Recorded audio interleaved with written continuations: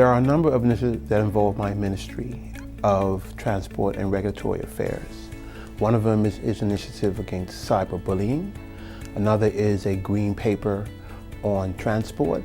Another one will be to invest in new buses, as well as getting new personnel that's going to help and assist with the situation with the buses.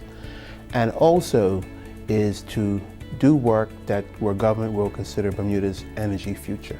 These are just some of the initiatives that are from the throne speech in my ministry. Cyberbullying is something that impacts our young people. It impacts where we are now in this digital age.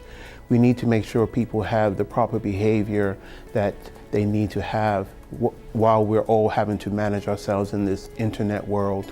So we're going to have a cyberbullying conference, which will ultimately end up in a cyberbullying national plan later this year and into early next year.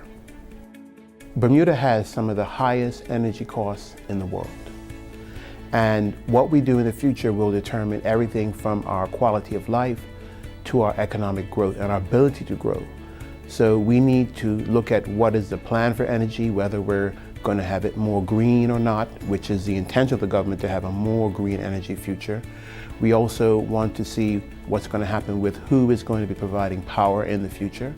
We also want to promote better conservation and building methods that will ensure a much more conservation-minded energy future for Bermuda.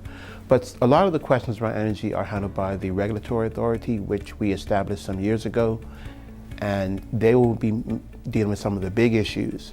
But there are things that Bermudians themselves, everyday people, can do to make sure that we are better managing ourselves around energy. There are a lot of challenges around public transportation, particularly buses. We have an old fleet by international standards, so we're working on acquiring new buses. We're also working on training and having more staff. We've had staff shortages, particularly in the maintenance section, so we're working on acquiring new staff, new equipment that can help us to manage our fleet better. Our goal is to have these things done in this calendar year.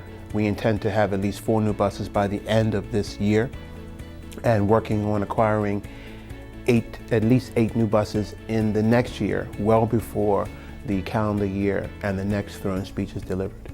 So these are just some of the things that will be helping our people directly.